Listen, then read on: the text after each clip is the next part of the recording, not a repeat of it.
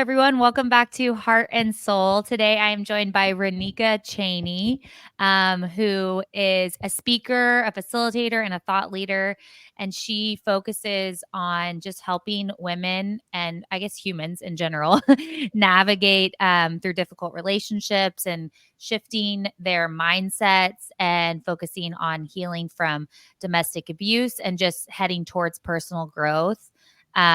She's also a single mother of 5 children, which I literally cannot imagine.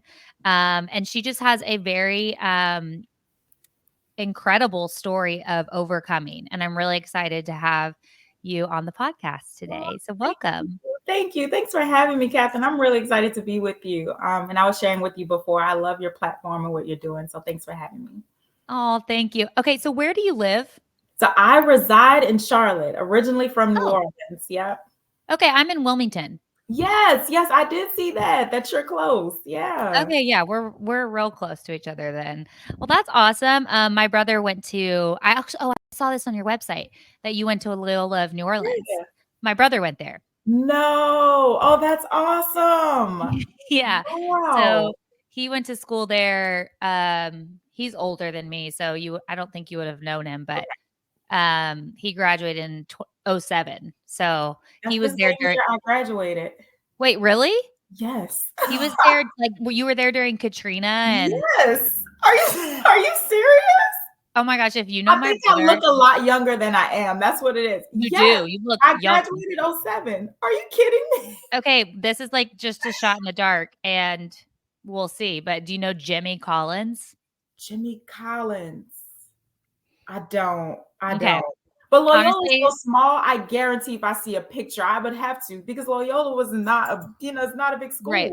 That is so funny that y'all graduated the same year. Wow.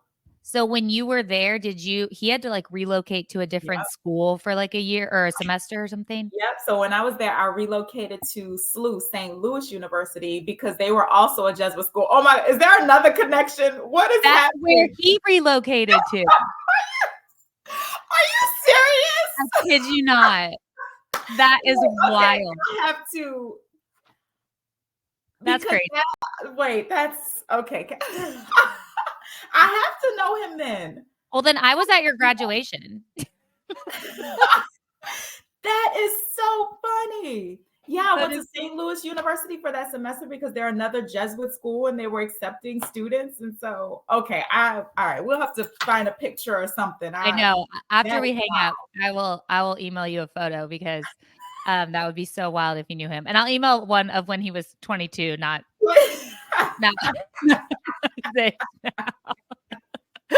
Okay, we're gonna have a good time then. There's too much, so many similarities. That is kind of crazy. Well, I am excited to have you on the podcast. Looks like we already have a connection, but I didn't know you before, and I love having guests on that I don't know because it truly for me is like I'm listening to the podcast at the same time that I'm like facilitating it because I love just hearing women's stories. So I would love to kind of just give you the platform right now to tell my listeners a little bit more about like who you are and how you got to where you are today. Yeah. So just kind of go through the story a little bit of. Yeah. Like what do you do now? And then like what led you to the place that you're at now? Absolutely. So like in the intro, what you said, I am a motivational speaker. I do a lot of facilitation and hosting. I own my own business. It's Ranika Speaks. It's my LLC, and where I run also like workshops out of. I teach people how to heal from difficult relationships, recognizing the patterns of abuse, right? Also recognizing what does the patterns of equality look like, knowing that there's also patterns to abuse that over time, it does not get better, but it gets worse, So that's what I do. I go into churches, I go to conferences, and I teach and I talk about these things. So I love it. And what got me to this point, I guess, is, like I said, grew up in New Orleans, or actually right outside of New Orleans, and, had a pretty like kind of tumultuous upbringing, so a lot of domestic violence in my home. And then got older. We'll talk about college. Right after college, I immediately got married Found myself in an abusive marriage. Did not recognize it at first. There were, friends a little here by then say, "Hey, Ranika, some things you've been telling us, they don't necessarily sound right or sit well with us." And so never would have known it because I kind of was around it a lot. And so eventually some friends were like, "Hey, we gotta get you some help and do something." And so I was pregnant with my fifth child. We have five children together, and we moved in with a friend. Just to be safe. So I was your stay at home homeschool mom. So I was not bringing in any income, none of that. Just not. I look back, it's just wild. But our church took care of us. We slept on the floor of my friend's home for about 7 months, and we needed gas money. We needed food. A friend took us down to go get on food stamps. If we needed anything, the church was like, "We're going to cover you. We're going to help you." But I eventually was able to get a job. Eventually able to rent a home, buy a home. And then later, I actually went into the tech space, which was really helpful for me and kind of changed the trajectory of our lives. And I went on another podcast, a finance podcast, a guy by the name of Anthony O'Neill, who used to be connected with Dave Ramsey. And that kind of blew up a bit. And people started reaching out to me to say, "Hey, I'm a single mom of one, of three, of five. Can you give me some tools? Can you help me?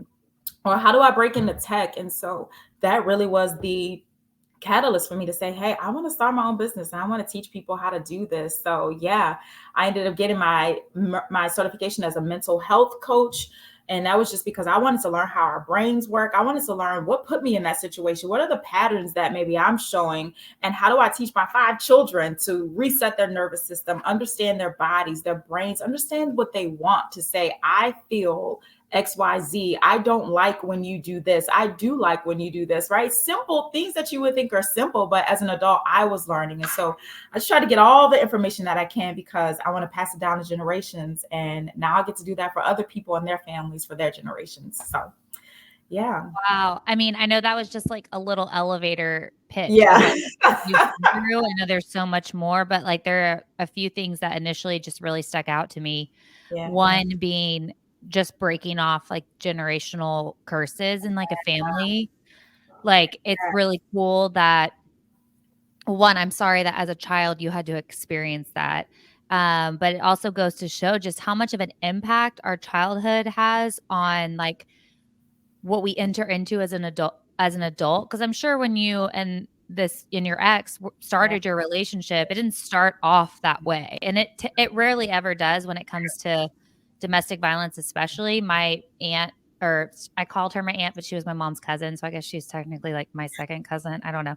She was in a domestic Yeah. violent relationship that started off normal and like, lovey-dovey, and he was very romantic with her and very convincing, and then that emotional ties there, so it's so much harder to leave. And like I'm just so um thankful that you got out of it, because she didn't, and unfortunately she's like no longer with us because of it. Like it ended in the worst possible violence.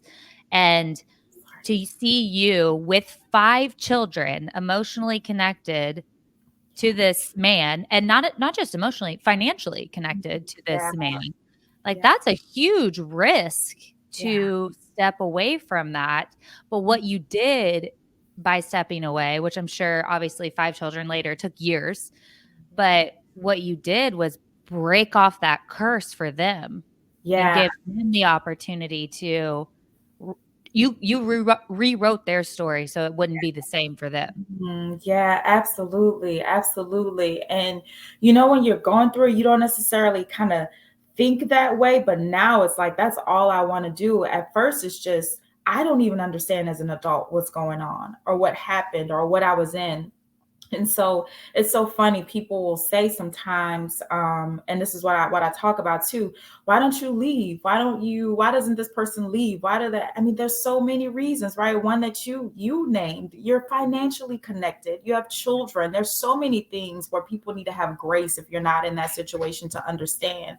But yeah, and it is wanting something different for my children. We all want healthy for our children and something different and better for them, right? And for me, that was mental health. That is mental health. That's them understanding their brains. That's them knowing tools on how to reset their nervous system, because I want something greater and different for them. And I spent so many years, I describe it, and being in an abusive relationship as walking underwater, right? It's like people will say things and it sounds muffled, and colors, it's opaque. You can't really, things aren't as bright. And so I spent so many years living that way. And yet I want my kids to live in color, and I want them to live in beauty and all those things, and breaking those generational curses. Yeah, I think it's so important.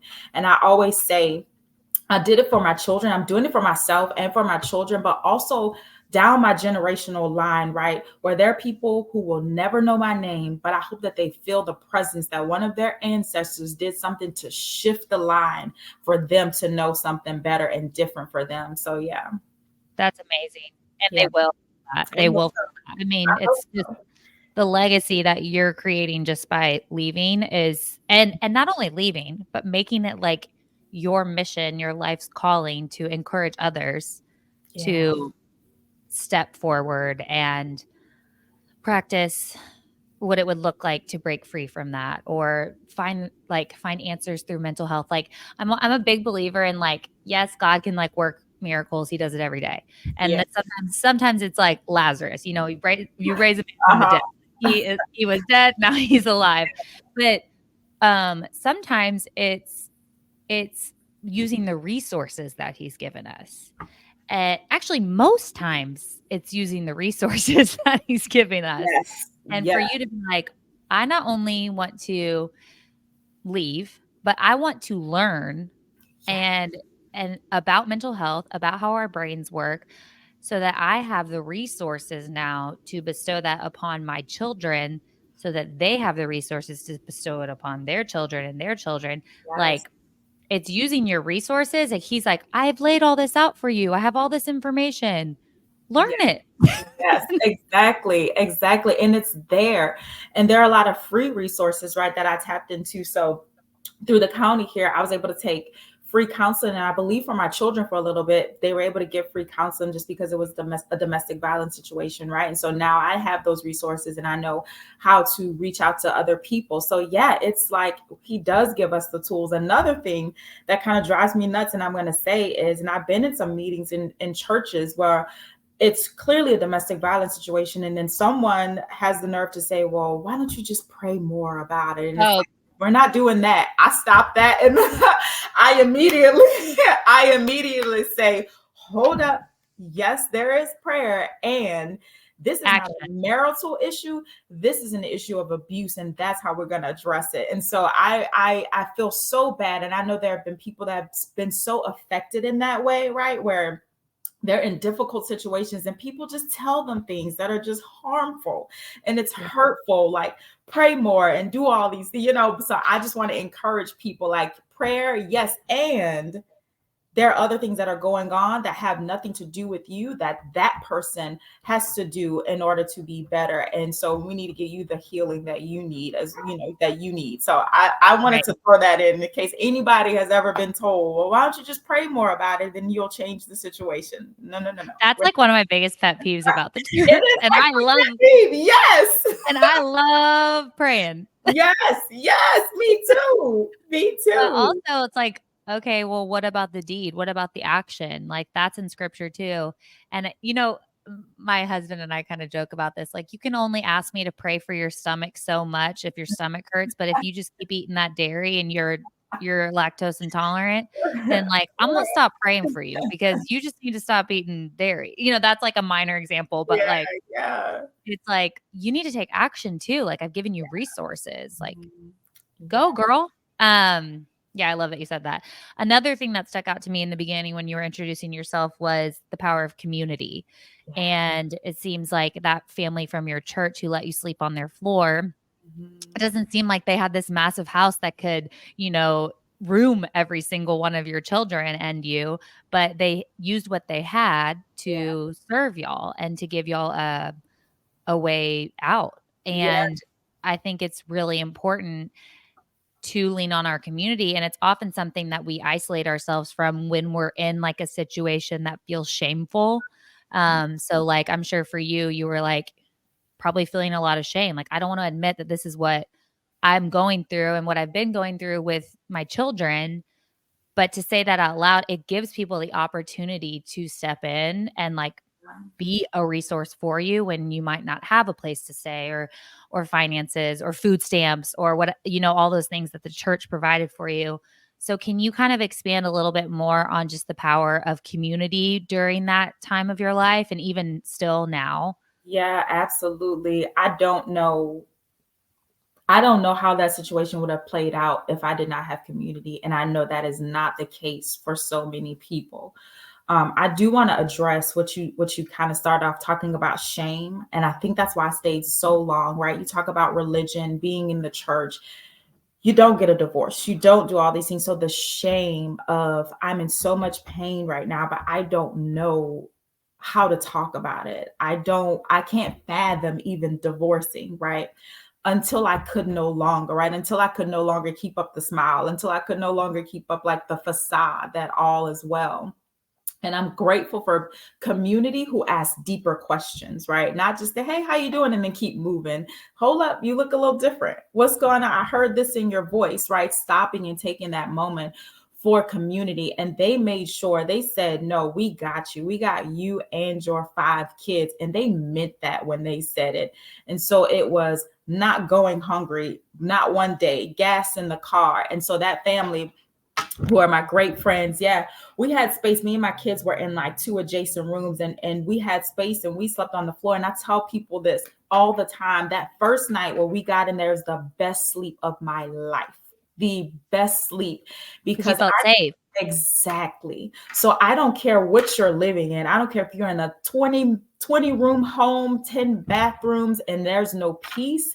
It is not good. It is not healthy for you. And I slept on the floor pregnant and I had the best sleep of my life. And so, yeah, just grateful for community, right? That actually lived out what we were talking before, not just praying about it, but do y'all need clothes? Do y'all need food? Constantly people bringing us food, in the hospital, right? Just with me, just with Yeah. me, just there, no judgment. And I think that's the biggest thing is feeling like how could I get here, right? I'm educated, I'm XYZ, and yet I feel so just like ashamed. And here's the thing, my community never identified me by my current circumstance.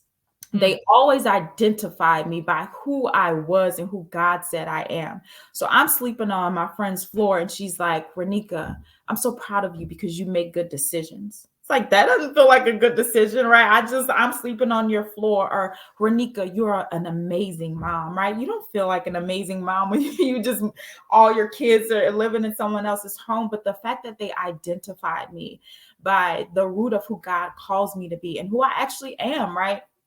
It did a world of wonder for me, right? They didn't keep repeating my situation. I know I'm on the floor. I know I'm, separated. I know all these things, but to call someone higher and to call them to who they are and to continue to show them their identity is what helped bring me through. And I'm so grateful to God for community. That is so true and powerful. Like, if you speak life into Mm, someone and speak out the truth in their identity, they start to live into it. yes. One of like my well, since we're talking about pet peeves about about the church, one of my other pet peeves is like when you go into a sermon and the sermon's all about like you are a sinner. You're a sinner, sinner, sinner. Hmm. God, thank God he came because you just suck. But if you lead from which, like, yeah, we're sinners, like, duh. But if you lead from like you're a child of God, Yeah, yeah. worthy of love, a daughter of the King, you are seated most high, like you're called an heir of the creator of the universe, an heir.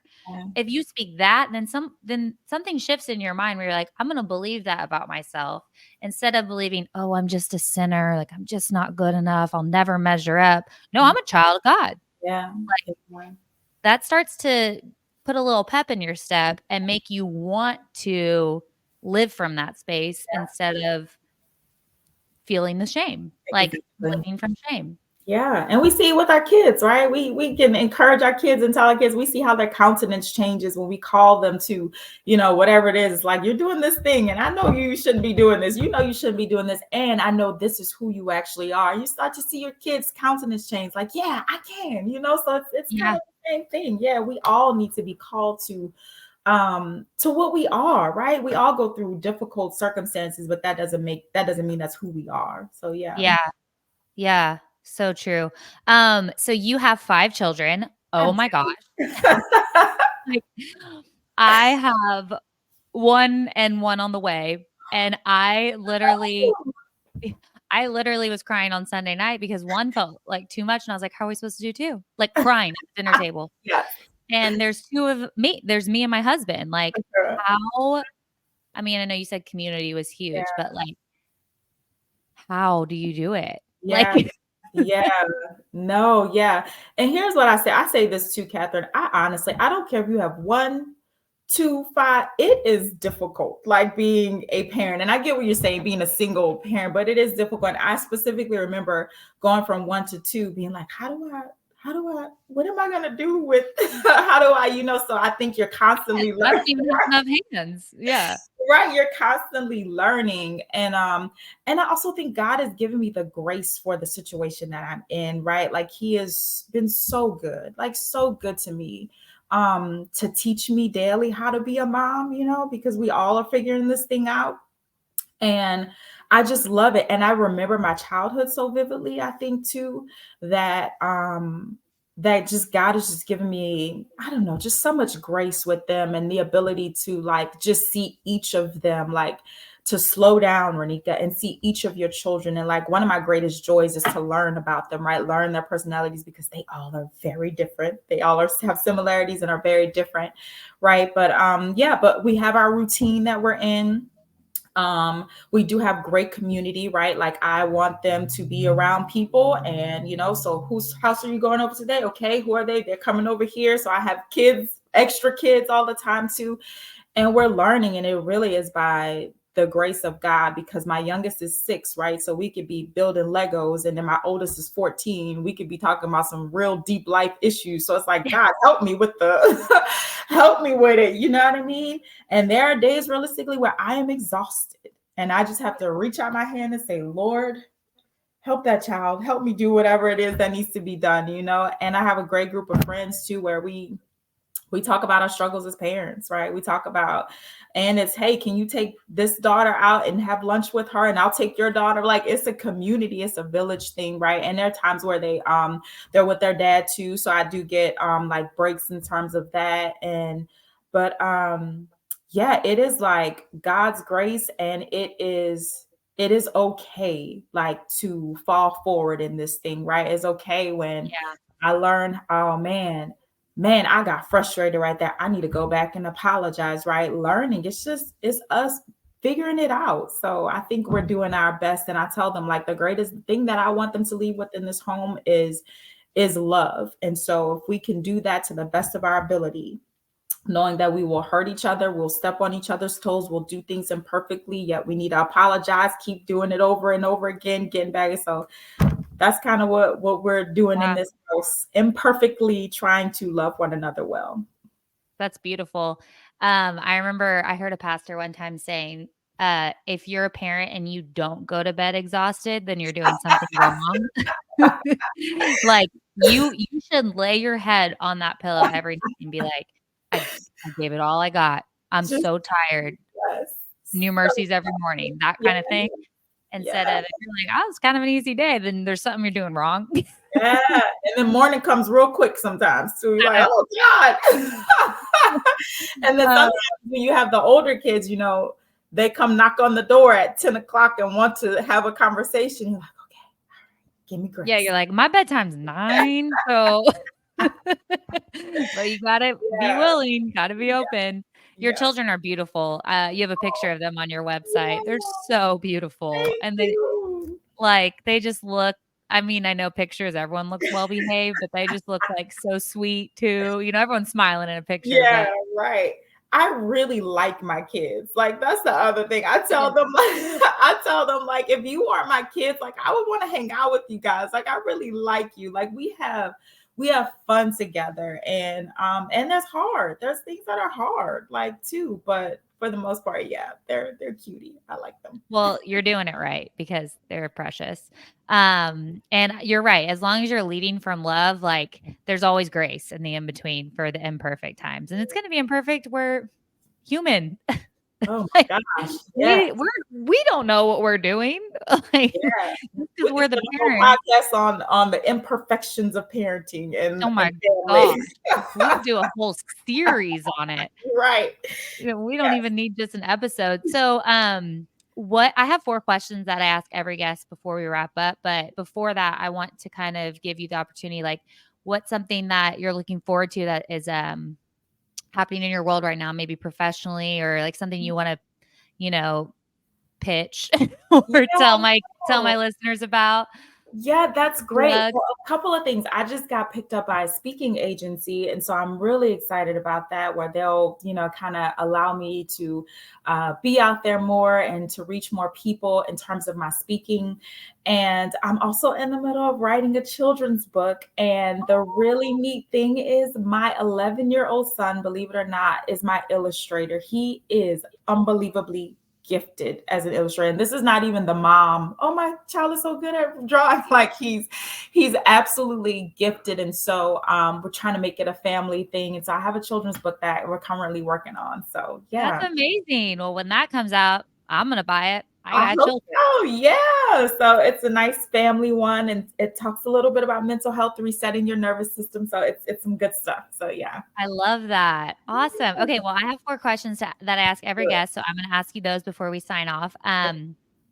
First question is, what's something that you're currently obsessed with right now?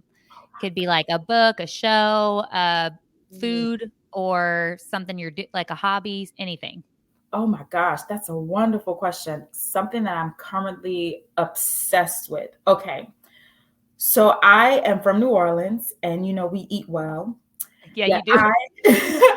yet I have made the decision, as I'm getting a little bit older, to go vegan, and see how I hesitate on that.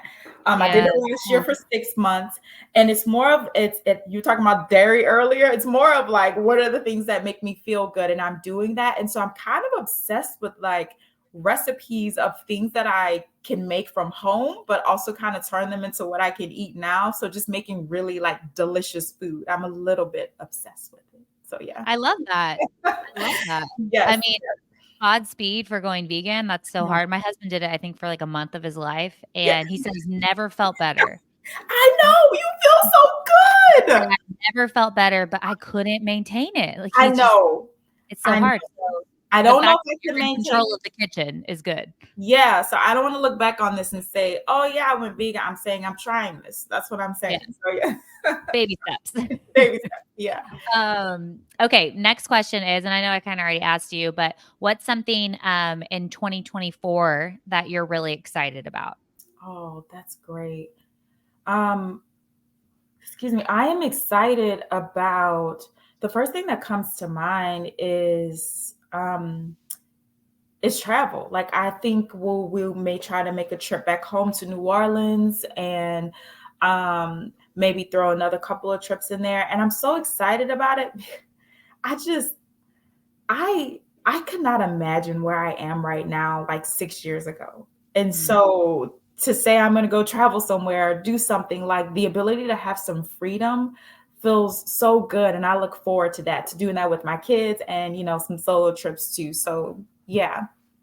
That's amazing. Now you have the perspective of just, like, how much of a gift that is, and Yeah. you can really appreciate it, like, Yeah. the little moments of your traveling, you can be like, "Oh my gosh, this is amazing. I want a plane." Yeah. Sometimes when Michael and I, that's my husband's name, when we, like, wake up in Wilmington and then we travel somewhere and we go to sleep somewhere else, I will roll over to him in bed and I'm like, "We are not in Wilmington. Like, we just got on a plane and ended up here, like, in the same day." Sometimes I'm, like, I know, so it is I'm like, fascinating. "Isn't that crazy?" Or, like, especially if it's, like, somewhere really far away, you're like, "We we were in our bed this morning. Yes. I don't know Yes. why it so, like, sticks out to me, but it's weird. Yeah. I get that. Yeah. Okay, next question is, what is something right now that you really love about yourself? Oh gosh. I really love, and I think this is a like a God-given thing and a culture thing from New Orleans. Like, I love the fact that I'm going to do my best to bring joy, right? Like, we've had so many difficulties, and yet, like, there have been so many times in the middle of it that, okay, it's like, kids, all right, let's dance. Like, that just bringing joy. I love that. I love that quality in me. And like, I want us to have fun. I want us to have joy, even though I know we're going to have difficulties. So, like, yeah, bringing joy. Like, even being here today, like, I want to bring joy to your podcast. So, yeah, yeah. Well, I can guarantee you are. You are a light. Okay, last question is, if you could leave, like, you know how people will put like a Post-it note on their mirror or on their computer, something short and encouraging. If you could leave a Post-it note for my listeners to put on their mirrors today, what would it say? Oh, first thing that came to mind, don't look back too long. Keep going. You got this. Love that. Love that. And you can say that from Yeah. true experience. Yeah. Y'all can. Okay, so where can my listeners find you? What's the best way to connect with you? Yeah, absolutely. Please go to my website, ranikaspeaks.com. That's RANIKA speaks.com. There I do some one-on-one coaching. I can do some group coaching as well. I love, love, love talking to people about, even if you're not, feel like you're in the middle of, an abusive situation or whatever. Maybe it's been your past and just relationships in general, not intimate relationships, but really educating people about the cycles of abuse. That is a pattern, that it gets worse over time, but how we can help and what are the resources and how you can help generations after you. So please reach out to me. I am Ranika Speaks all across social media, Instagram, Facebook, all of it. So yeah. Yes, and I will link all of that in the show notes so it's easier for you to find that, listeners. Ranika, thank you so much for joining me today. I loved our conversation. Yeah. Thank you, Kathryn. I love this too. Thanks for having me. And listeners, I will talk to you next week. Bye.